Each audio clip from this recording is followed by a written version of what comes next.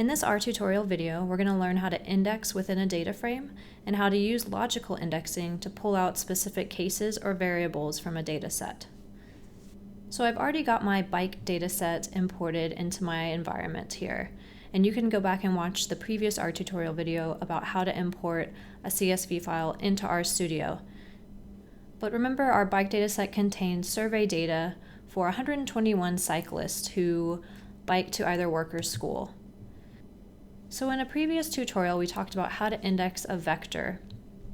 And remember that the notation for indexing, pulling out a specific case within a vector, you would use the square brackets. So if I wanted to go into bike data and pull out a certain case, remember that a data frame contains both rows and columns. So we're going to need to give it two indices within these square brackets. So if I want to go to, say, the second row and the fifth column and see what that gives me, I could just do 2, 5 inside my square brackets, run this line, and I would see a 1 returned. Now if I go look in my bike data set and I go to the second row and the fifth column, I'm over here in this employed variable, and the case for the second row is that this person was employed, so it returned a 1. So pretty straightforward. Just remember it's row, column when you're indexing within a data frame. And there's a couple tricks you can do within this.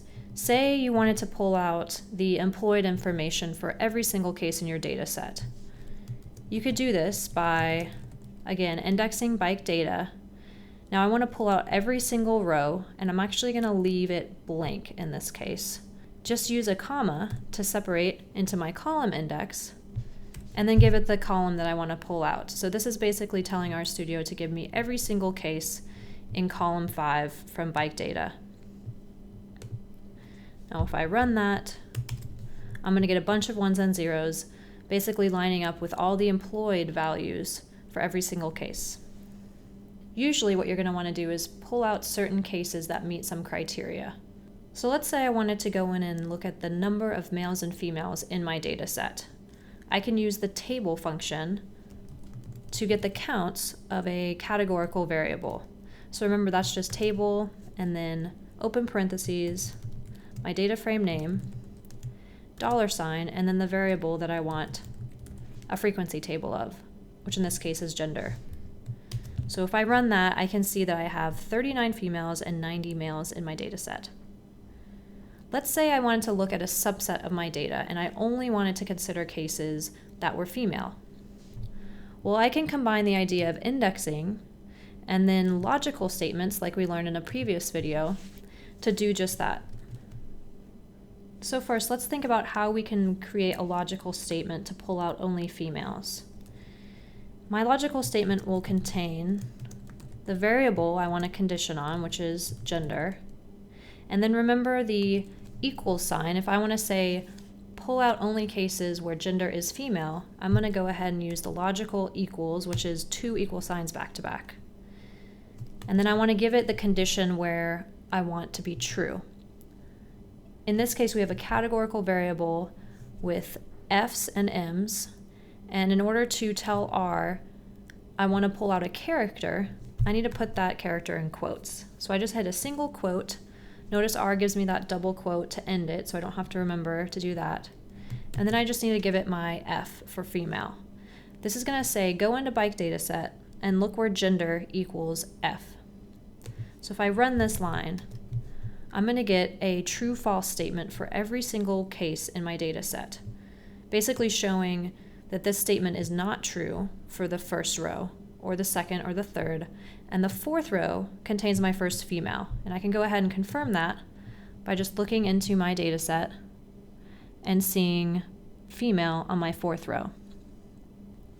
So we're not going to want to output a bunch of trues and false statements like this, but just to start building our logical statement, it helps to kind of go at it piece by piece. So now that we know how to build a vector of all of our females coming out as true, I can build an object that is simply the data set, bike data, but only where gender equals female. I want to call this new data frame maybe something like females. I'm going to use the assignment key because I'm basically giving a value into this new object name. And I want to take my original bike data and then give it a certain index. And here's where I'm going to put that logical statement. I want to take the data frame bike data, and I only want to take the rows where this condition is true. So I'm just going to go ahead and copy this statement here, paste it in my row spot of my index. Remember to use the comma. And now here comes that trick again. If I want every column in my data set to go into this new females object, I'm just going to leave it blank. So indexing the bike data frame, and I'm pulling out these rows and all columns. And if you're giving it a logical statement like this, it's only going to go into the rows and find the true spots and pull those out. So let's see what this does. If I run this line, a couple things happen. The code is submitted to my console as always, but I also see a new data frame pop up. And this one is called females. It has the same 9 variables, because remember I pulled out every single column, but it only has 31 observations, and that matches what I would expect because I know that there are 31 females in my original data set. Now this new data frame is exactly like the old one. I can open it up in a spreadsheet view. I can run functions on certain variables from it, but it only contains the females from my original data.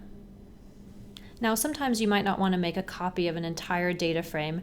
You might want to just pull out one variable for a certain criteria. So instead of making an entire data frame of all the females, what if we only wanted to look at, say, the speed of the female bicyclists? I can do that with just a slight change in notation, but very similar to what we did here. So say I wanted to make a vector now called female speeds, and I want to assign it every speed case from my data set where the gender column is a female. So I'm going to do a very similar notation. I'm going to start with bike data. Now I want to give it the $ speed variable saying go in and find this variable within this data frame. But I can also index this with the same criteria I have here, right, where gender equals F. So if I copy and paste this into my brackets now, this line will give me a vector called female speeds that contains the speed value for every female case in my data set. Now I don't need to include a comma here. And the reason is, up in this line, we were indexing a data frame, and a data frame has both rows and columns. Here, I'm pulling out a specific variable and indexing it, so it already knows to go in and find that speed column. If you insert a comma here, it's okay. You'll just get an error, and it'll be a reminder that you've got some incorrect number of dimensions, meaning it's asking for a row and a column, but you only have a vector, so there's only one index that's needed. So if I remove that comma and run the line again, I'm going to get this new object here. Notice it's not a data frame, but it's a vector, and it contains the speeds of all my female bicyclists.